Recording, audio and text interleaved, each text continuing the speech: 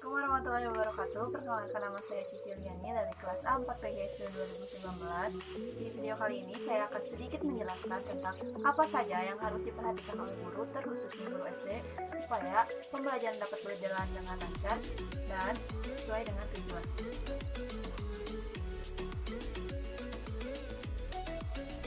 Pertama, guru harus bisa menetapkan bahan ajar dengan tepat. Ketika akan mengajarkan sebuah materi di dalam pembelajaran, guru umumnya memilih dan memilah topik utama dari buku teks yang telah ditetapkan oleh pemerintah atau sekolah. Guru boleh saja mencari artikel-artikel di internet melalui mesin pencari Google atau mengandalkan buku-buku yang ada di perpustakaan sekolah. Jika memungkinkan, guru pun dapat menjalin interaksi rutin dengan guru mata pelajaran sejenis baik dari sekolah yang sama maupun dari sekolah lain untuk bertukar informasi, terutama dalam menetapkan materi atau bahan ajar dan buku-buku referensi yang digunakan. Dengan memilih materi dan bahan ajar yang tepat, para siswa pun akan merasa terarah dan terbantu dalam belajar. Mereka lebih mudah berpikir logis dan mengikuti jalan proses belajar mengajar. Guru harus menentukan tujuan pembelajaran. Meskipun tujuan pembelajaran telah dicantumkan di dalam silabus dan RPP, guru pun perlu menerjemahkan kembali tujuan pembelajaran itu agar menyatu dengan visi misi dan kepribadiannya. Dengan cara itu, guru memiliki arah yang jelas dan petunjuk yang pasti di dalam proses pembelajaran. Maka, di dalam proses ini, mengukur sejauh mana kompetensi dan performa guru tersebut.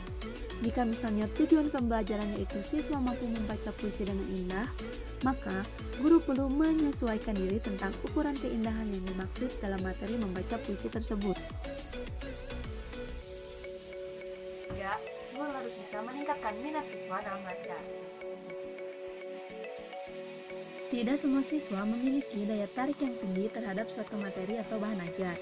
Tentu banyak faktor yang menyebabkannya. Namun, apapun alasannya, guru perlu menyiapkan rancangan yang matang sebelum pembelajaran dimulai, agar minat siswa dalam belajar meningkat. Dalam materi membaca puisi, guru boleh memilih untuk menampilkan video pembacaan puisi yang diambil dari YouTube, atau hanya cukup mendengarkannya dari hasil rekaman sendiri atau dokumentasi penampilan siswa-siswa tahun sebelumnya. Yang keempat, guru harus bisa menaikkan motivasi siswa dalam belajar. Walaupun minat siswa telah muncul, belum ada jaminan pembelajaran dapat berjalan dengan sesuai harapan. Oleh karena itu, guru pun perlu menyiapkan langkah-langkah jitu bagaimana memancing kreativitas siswa. Seperti dengan adanya tantangan. Misalnya, materi ajar adalah membaca puisi dengan indah. Salah satu tantangan yang bisa dimunculkan di dalam kelas adalah menghadirkan atmosfer kompetisi berupa kuis, lomba membaca puisi, atau game-game menebak judul puisi, menyusun lirik puisi, dan sebagainya. Melalui cara ini, siswa dapat belajar lebih banyak dan berkembang lebih cepat.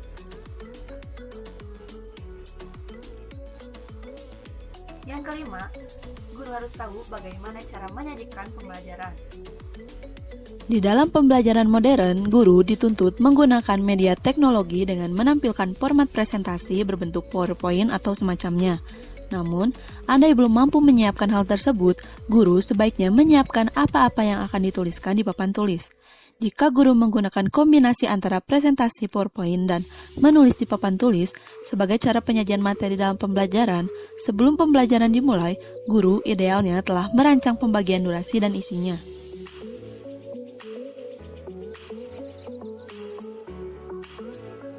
Guru harus bisa mengurutkan aktivitas belajar siswa.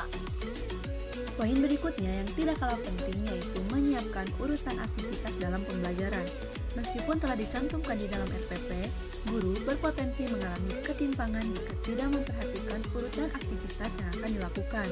Sebelum masuk ke kelas, guru sebaiknya telah memiliki bayangan kapan dan berapa lama melakukan penjelasan materi, kapan dan berapa lama melakukan diskusi, kapan dan berapa lama melakukan aktivitas kuis, game, dan refleksi.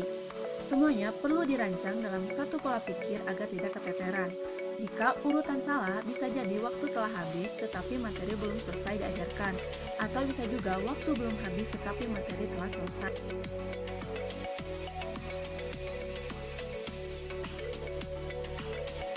Ketujuh, guru harus bisa menghadapi permasalahan dalam pembelajaran dan cara mengatasinya. Selain memikirkan langkah-langkah inti dalam pembelajaran, guru pun harus siap siaga dan pandai menerka-nerka dengan perhitungan yang tepat. Apa saja yang mungkin akan dihadapi selama pembelajaran berlangsung? Tentu, masalah dapat bersumber dari siswa atau dari faktor-faktor eksternal yang tidak disangka-sangka.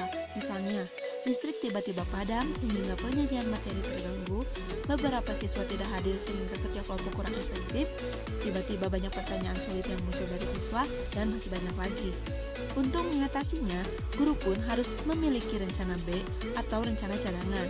Misalnya, jika listrik padam, penyajian materi dipersiapkan untuk cara konvensional dengan menggunakan media pembelajaran dari karton atau menulis di papan tulis.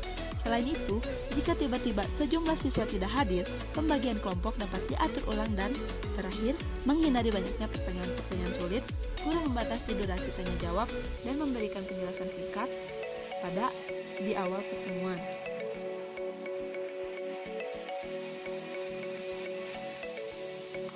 Kedelapan, guru harus mereview kembali materi yang telah diajarkan.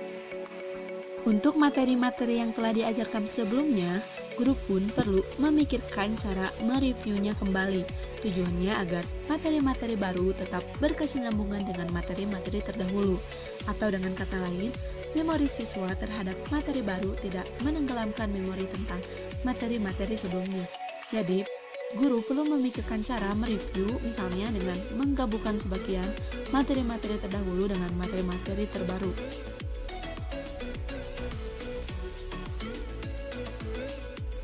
9, poin yang terakhir, guru harus bisa mengevaluasi di akhir pembelajaran.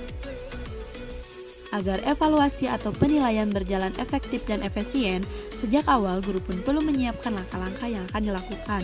Tentu saja, guru perlu menyesuaikan bobot materi yang diajarkan dengan bentuk evaluasi yang cocok agar hasilnya valid dan reliable.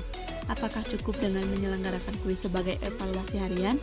Ataukah perlu mengadakan tes tertulis singkat di akhir pertemuan? Semua perlu dipertimbangkan oleh guru sebelum masuk ke kelas agar tujuan pembelajaran dapat sukses. Sekian dari saya, terima kasih. Maaf bila ada salah-salah kata. Wassalamualaikum warahmatullahi wabarakatuh.